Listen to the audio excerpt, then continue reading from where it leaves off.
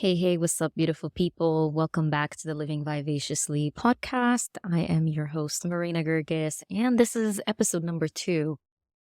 Okay, so episode 1, we were talking about disappointment and a little bit of an update. Last week, my microphone broke. It's being fixed, and I just actually heard back from the company that it can't be fixed. It's a Rode microphone that I got as a gift for my birthday last year.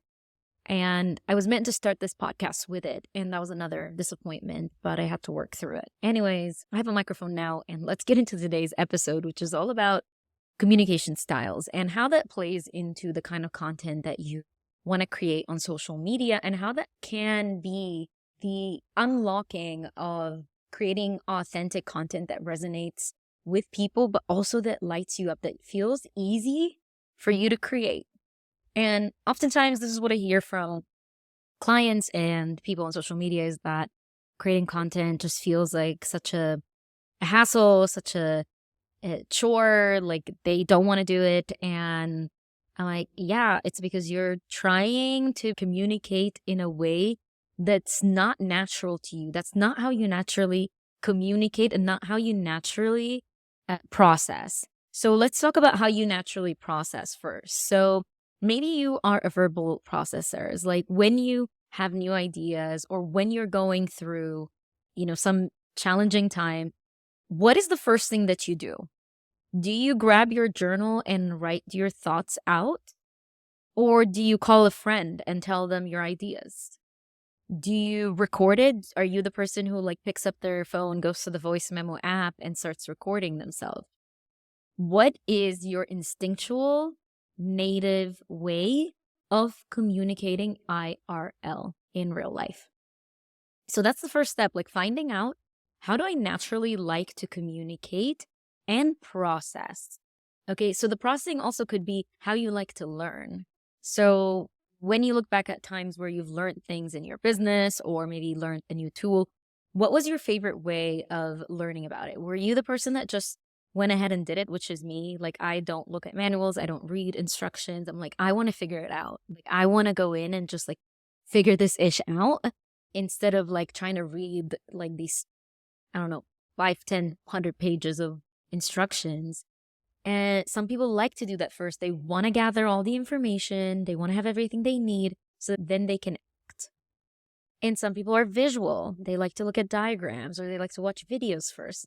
So think about how you process, think about how you learn, and then how you communicate. So if you know that you're a person who processes and learns and communicates via writing in their journal, for me, my best ideas, when they come to me as downloads, probably while I'm either in the shower or actually right after a meditation. So I try to meditate every single day. I don't always do it. But when I do, I actually get amazing downloads. And sometimes when I'm in these amazing places while I'm traveling. And when I get those, I like to write them down. I either write them down in my notes app or I have a mini, I call it an idea journal, or just in my regular journal if I'm processing something. So if that's the way you do it too, then probably the best way for you to create content is to start from a place where you write things down. So for example, that could be a blog post that you then turn into a video if you wanted to leverage video content in your brand, which I highly recommend that you try that out, but try it out in your own way, which we will talk about. So if you like to write, you start with writing first. You could write it in your journal first, then put it in a nice long script, if you were to say script, or a blog post, and then share that as a blog post, then share it as a caption, and then share it as a video that you use that transcript to record from. If you are a person who processes with words first, as in verbal communication first, then it might be a good idea to just turn on your camera and record. And then from there, you take whatever you've recorded and put it on an app like Descript, for example, which is what I'm using to edit this podcast. Or you could run it through ChatGPT and ask them to write the transcript. And then you use the transcript for your blogs, emails, captions, blah, blah, blah. And this way, you are not creating resistance in how you start something.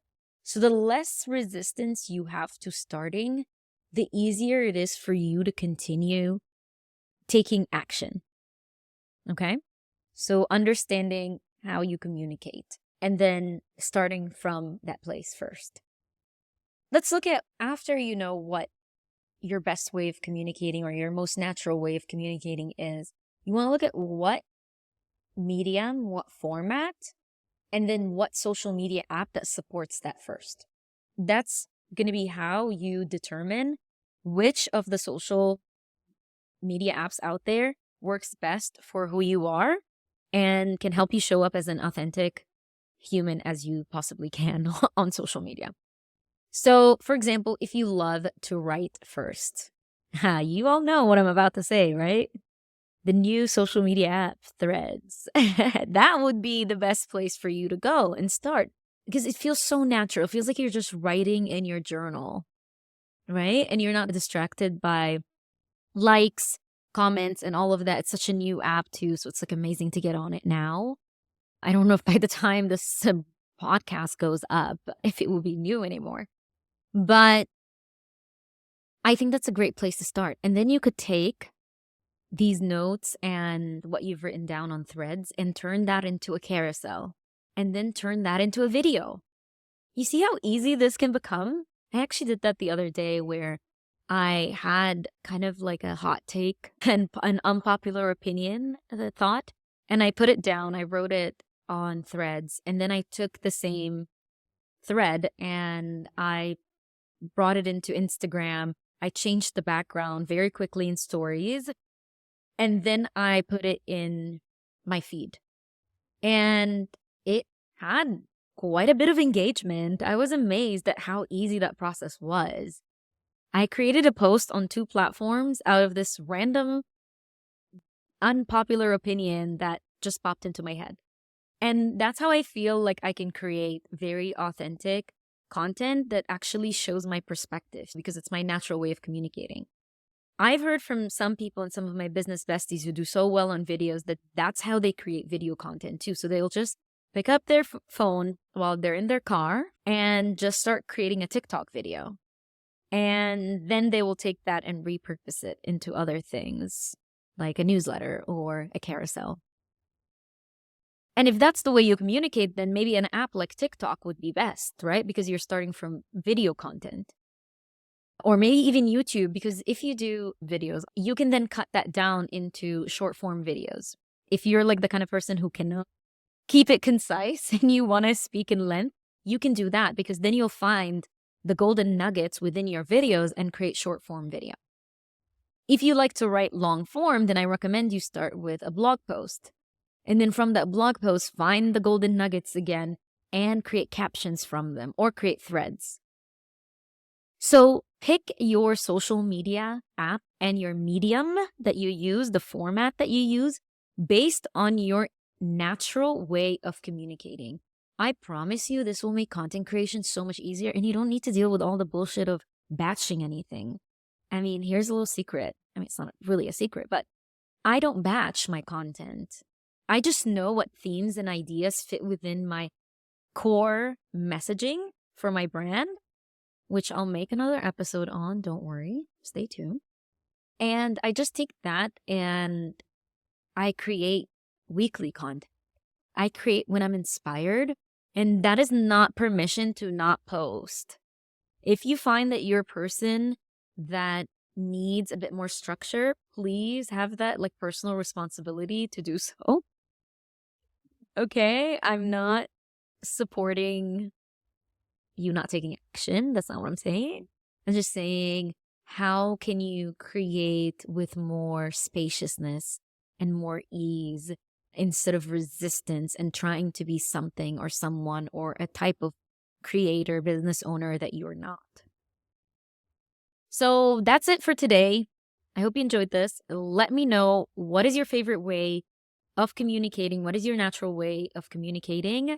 And let's chat about it. And I'll see you in the next one. Ciao.